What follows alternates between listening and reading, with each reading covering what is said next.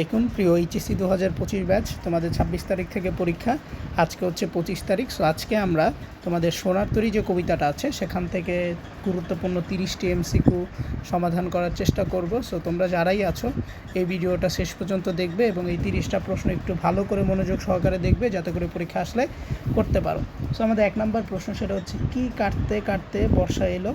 ধান, আখ, পাট, ভুট্টা। ধান কাটতে কাটতে বর্ষা চলে এসেছিল, সেটার কথা এখানে বলা হয়েছে। দেন আমাদের প্রশ্ন নাম্বার 2, সোনার তরী কবিতায় কোথায় মেঘ গর্জন করার কথা বলা হয়েছে? সোনার তরী কবিতায় সমগ্র আকাশ জুড়ে, অর্থাৎ পুরো আকাশটা জুড়েই হচ্ছে মেঘ গর্জন করছিল, এই কথাটা সেখানে বলা হয়েছিল। দেন আমাদের প্রশ্ন নাম্বার 3, সেটা হচ্ছে সোনার তরী কবিতায় মূলত কয়টি চরিত্রের সন্ধান মেলে? সোনার তরী কবিতায় 2টি চরিত্রের সন্ধান মিলেছিল, খুবই গুরুত্বপূর্ণ একটা প্রশ্ন।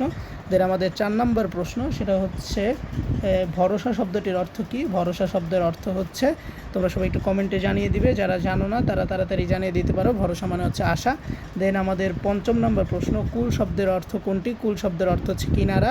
দেন আমাদের 6 নম্বর প্রশ্ন, কি কাটা হলো সারা? কি কাটা হলো সারা? সো এটা হচ্ছে উত্তরটা হচ্ছে ধান কাটা হলো সারা।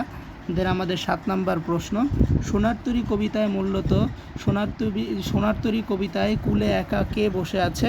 কুলে একা কৃষক বসেছিল।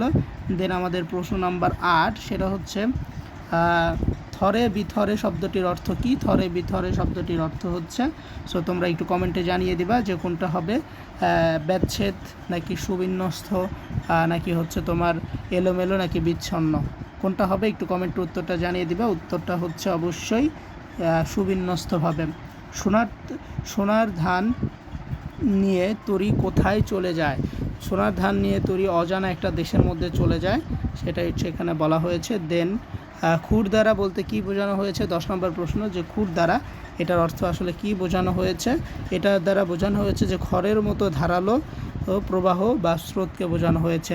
দেন আমাদের 11 নম্বর প্রশ্ন, রবীন্দ্রনাথ ঠাকুরের যে ছদ্মনাম আছে সেই ছদ্মনামটা কি? এটা আমরা সবাই জানি, রবীন্দ্রনাথ ঠাকুরের ছদ্মনাম হচ্ছে ভানুসিংহ ঠাকুর, যেটা আমরা সবাই মোটামুটি জানি।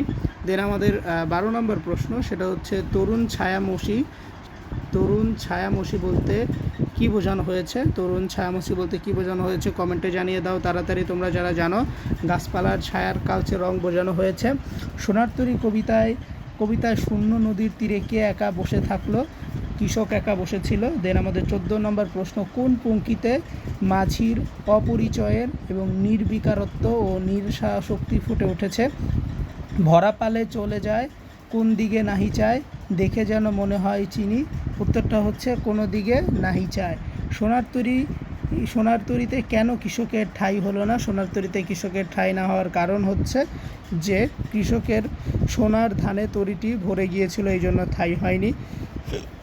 সো যারা পিডিএফ নিতে চাচ্ছ, বাংলা দ্বিতীয় পত্র, ইংলিশ প্রথম পত্র অথবা মানবিক বিভাগের যে কোনো সাবজেক্ট, তোমরা চাইলে আমাদের সাথে যোগাযোগ করতে পারো, যোগাযোগ করে পিডিএফটা নিতে পারো। এই ভিডিওর ডিসক্রিপশনে তুমি পেয়ে যাবা আমাদের সম্পূর্ণ একটা হোয়াটসঅ্যাপ নাম্বার। সো ওই নাম্বারে যোগাযোগ করে তুমি যে কোনো সাবজেক্ট পিডিএফ নিতে পারবা মাত্র 70 টাকা দিয়ে। সো এরপর আমাদের 16 নম্বর প্রশ্ন আমরা একটু পড়ি, সেটা হচ্ছে মানব জীবনে এক দুর্যোগপূর্ণ পরিস্থিতির প্রতি ইঙ্গিত দেওয়া হয়েছে কোন শব্দ ব্যবহারের মাধ্যমে? খুর দ্বারা, এই শব্দটির মাধ্যমে। দেন আমাদের 17 নম্বর প্রশ্ন, কৃষক কিংবা কবির নিঃসঙ্গ অবস্থা প্রকাশ পাচ্ছে কোনটির মাধ্যমে? আমি একেলা।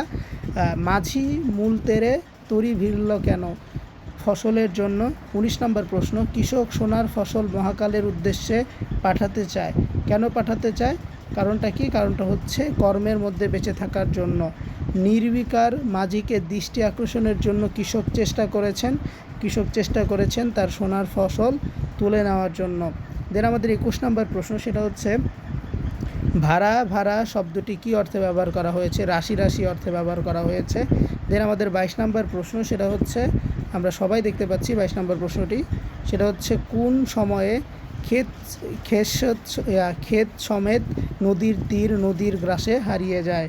কোন সময়? এটা উত্তরটা জানিয়ে দাও। সেটা হচ্ছে আষাঢ় শ্রাবণ মাসে। দেন আমাদের 23 নম্বর প্রশ্ন, সোনার তরী কবিতায় নামকরণ নিষ্ঠুর ও মহাকাল রাখা যেত নিচের কোন যুক্তিতে রাখা যেত? সেটা হচ্ছে দার্শনিকতার যুক্তিতে।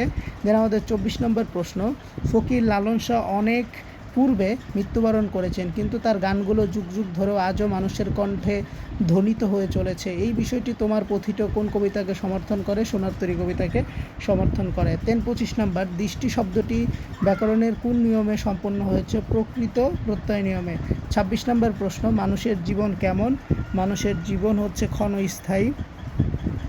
দেন আমাদের 27 নম্বর প্রশ্ন, বাঁকা জল কিসের প্রতীক? কাল স্রোতের প্রতীক। 28 নম্বর প্রশ্ন, নদী শব্দটি প্রতিশব্দ হিসাবে কোনটি সমর্থনযোগ্য? টটেনি। 29 নম্বর প্রশ্ন, ফসল উৎপাদনকারী কৃষক বলতে কবি কাকে কল্পনা করেছেন? নিজেকে। এবং 30 নম্বর প্রশ্ন, সোনার তরী কবিতায় কবি সৃষ্টিকর্মকে কীভাবে কল্পনা করেছেন? ফসল হিসাবে কল্পনা করেছে। এছাড়া আমাদের অনেকগুলো এখানে এমসিকিউ আছে, তুমি চাইলে পিডিএফটা কালেক্ট করতে পারো। এছাড়া এখানে তোমার যদি কখনো পরীক্ষায় প্রশ্ন আসে সোনার তরী কবিতা থেকে সৃজনশীল, তাহলে সেটার উত্তরটা এই দুইটা টপিকের মধ্যেই হবে।